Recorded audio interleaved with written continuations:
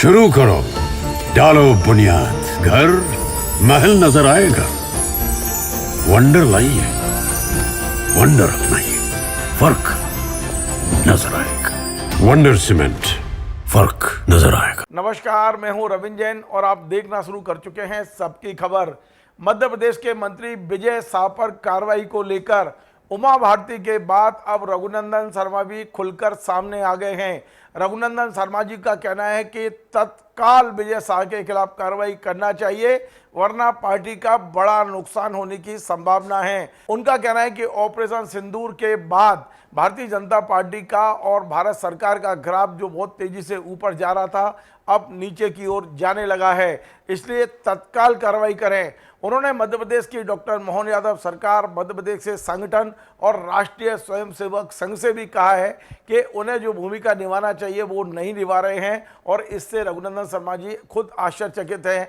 उन्होंने आज तमाम सारी बातें की हैं। मैं कह सकता हूं कि रघुनंदन शर्मा का आज का जो इंटरव्यू है वो विस्फोटक इंटरव्यू है। मैं अपने तमाम दर्शकों से निवेदन करता हूं कि आज के इस इंटरव्यू का एक एक शब्द सुनिए, आपकी आंखें खुल जाएगी। देखिए रघु जी से हमारी क्या बात हुई। रघु जी, आपका बहुत बहुत स्वागत है। मैंने अपने 40-41 साल की जर्नलिज्म में मैंने कभी नहीं देखा कि इतनी गुस्सा मंत्री के प्रति। मंत्री कुछ भी बोल देते हैं, कभी बोलते हैं कि वो कटे फटे लोग मुसलमानों के लिए, कभी बोलते हैं कि वो हमने आतंकवादियों की बहन को ही उनके पास भेज दिया बदला लेने, ऐसी तैसी कराने के लिए।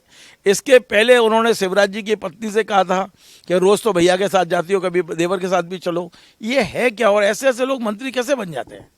देखिए, सार्वजनिक क्षेत्र में काम करते वक्त वाणी का संयम और बुद्धि और विवेक, इसकी बहुत आवश्यकता होती है।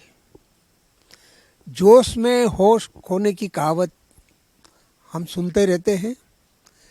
जब विवेक और संयम ये दोनों पास में नहीं रहते तो फिर स्वाभाविक रूप से होश खो देते हैं और बेहोश आदमी जिस प्रकार से वाणी का दुरुपयोग करता है, उसका ये एक उदाहरण है। कितना नुकसान हुआ बीजेपी का? देखिए, सारे देश में भारतीय जनता पार्टी का ग्राफ इस घटना के बाद की देश ने और सरकार ने और मोदी जी ने जो कश्मीर की पहलगाम की घटना हुई उसका मुंह तोड़ जवाब दिया है और अच्छा खासा बदला लिया है। तो पार्टी का और सरकार का ग्राफ ऊपर जा रहा था। सारे देश में देशभक्ति का माहौल बना था। सारे देश में लोग उत्साहित थे और विजय उल्लास जैसा मना रहे थे। और ऐसे में विवेकहीन व्यक्ति इस प्रकार से बोलता है तो सारे उत्साह पर, सारे जोश पर, सारे विजय के उल्लास पर पानी फिर जाता है।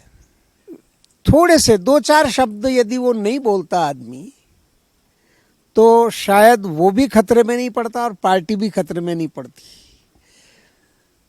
उस व्यक्ति ने स्वयं का नुकसान किया ही है, पार्टी का भी, संगठन का भी नुकसान किया है, सरकार का भी नुकसान किया है। और ऐसे में त्वरित कुछ न कुछ निर्णायक स्थिति पर पहुंचना चाहिए था। तो सरकार भी और संगठन भी दोनों ही मुझे लगता है कि किंग कर्तव्य स्थिति में विमूढ़ से बने हुए हैं। अब जो फैसला है तो तड़ाक फड़ाक ले लेना चाहिए। ज़्यादा फजीता कराने के बाद फिर हमारे यहाँ कहते हैं ना कि 4 जूते भी खाए और प्याज के छिलके भी खाए। तो ऐसी स्थितियाँ बन रही है। मुझे आश्चर्य है कि न सरकार निर्णय को ले पा रही है, न तो आप लोग जो एक आरोप लगाते हो ना कि सरकार और संगठन दोनों रिमोट कंट्रोल से चल रहे हैं, तो ऐसे अनिर्णय की स्थिति में ये बातें सत्य साबित होती है।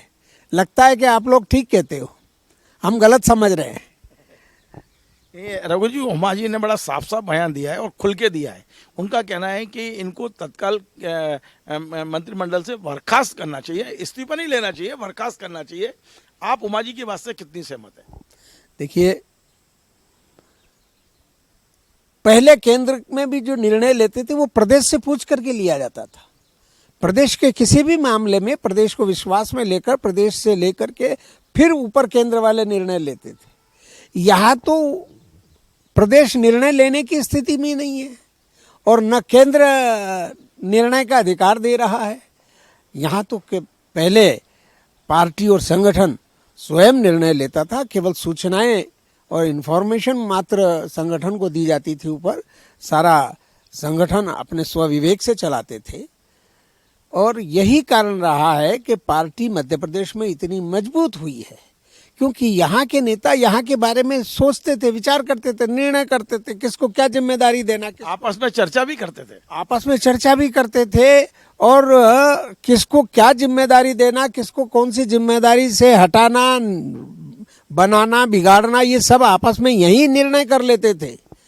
अब तो न वहाँ निर्णय हो रहे हैं न यहाँ निर्णय हो रहे हैं, और जनता मार रही है सो अलग, मीडिया उंगली उठा रहा है सो अलग। अब ऐसी परिस्थिति में कुल मिलाकर के देशभक्ति के विचारों का नुकसान होता है। आखिर भारतीय जनता पार्टी त्यागियों की, तपस्वियों की और राष्ट्रभक्ति से ओतप्रोत लोगों की पार्टी है। वो उसी पर प्रश्न चिन्ह खड़े करवा लेना अपनी गलती से, ये तो कोई बुद्धिमान व्यक्ति नहीं कर सकता। रघु जी, मेरा सीधा सवाल था कि उमा जी के बयान के बारे में आपका क्या सोचना है? उमा जी ने साफ साफ कहा है कि इस्तीफा नहीं, बर्खास्त करना चाहिए।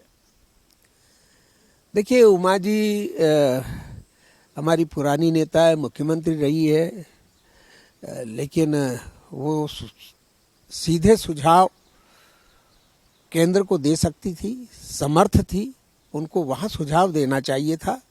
मीडिया में बात बोल करके उससे कुछ हासिल थोड़ी होना है। उनकी बात मानी जाती है आज भी, पर जहाँ कहना चाहिए वहाँ कहे ना वो।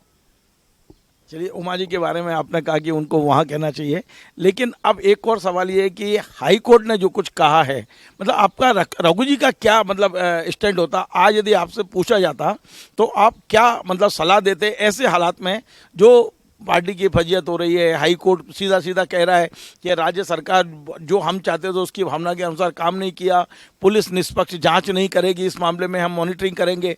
आज आपने सब कुछ पढ़ा होगा, तो रघु जी का क्या विचार है इस मुद्दे पे? देखिए, मेरा मत ये है कि भारत की सेना का छोटा से छोटा सैनिक ऊपर बड़े से बड़ा अधिकारी, उसके ऊपर किसी भी प्रकार की टिप्पणी करना, ये अपने आप में देशभक्ति पर प्रश्न चिन्ह खड़ा करना है।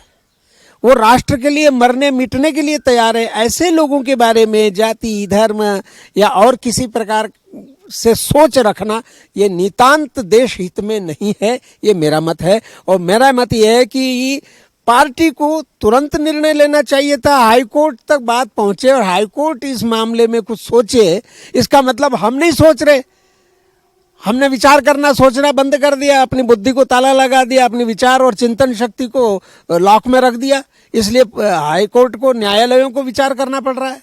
तो मैं सोचता हूं कि इस मामले में पार्टी को त्वरित निर्णय लेना चाहिए, पार्टी का नुकसान होने से बचाना चाहिए, क्योंकि भारतीय जनता पार्टी का नुकसान राष्ट्रवाद का नुकसान है। सर, राष्ट्रवाद के मुद्दे पे हमने देखा संघ भी अपने विचार रखता है, समय समय पर सलाह भी देता है और बड़ा स्पष्ट रहता है। आज इस मामले को तीसरा चौथा दिन हो गया है, संघ की ओर से भी कोई बयान नहीं आ रहा है। इसे किस रूप में लेते हैं बस आप? देखिए, संघ को भी इस मामले में उचित समय पर उचित सलाह देने का जो उनका काम है वो करना चाहिए था। मुझे लगता है कि संघ भी इस मामले में देर कर गया, ये देर नहीं होना चाहिए थी। यदि पार्टी निर्णय लेने में कतरा रही है, किसी संकोच में है, तो पार्टी के कतराने को और उसके संकोच को भंग करने का, तोड़ने का काम संघ का है। निसंकोच निर्णय लेकर कार्यवाही करवाने के लिए संघ को कहना चाहिए, क्योंकि संघ का निर्देश भारतीय जनता पार्टी हृदय से स्वीकार करती है।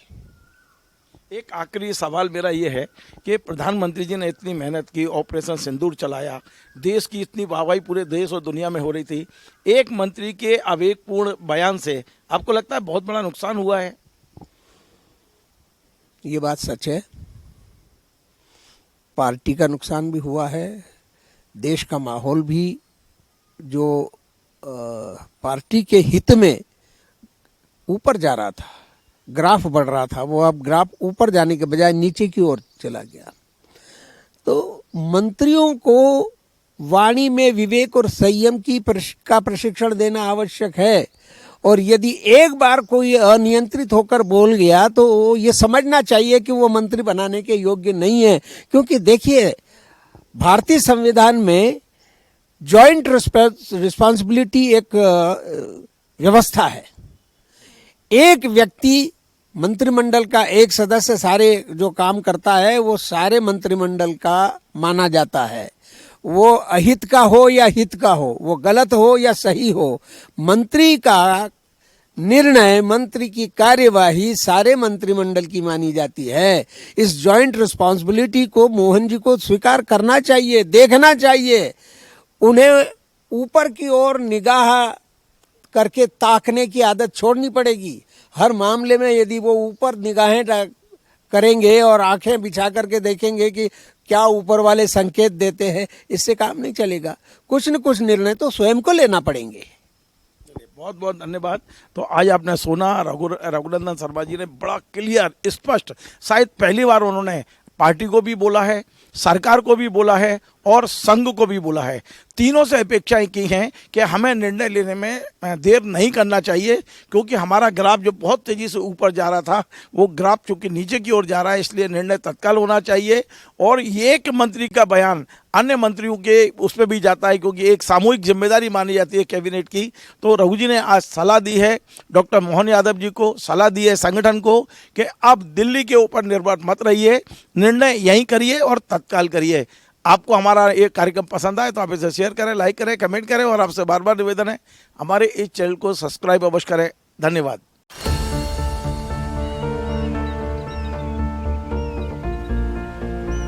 जो बनकर मेरा हमसफर आएगा, सिर्फ उसी को फर्क नजर आएगा। शुरू करो, डालो बुनियाद, घर महल नजर आएगा। वंडर लाइए, वंडर अपनाइए, फर्क नजर आएगा। वंडर सीमेंट, फर्क नजर आएगा।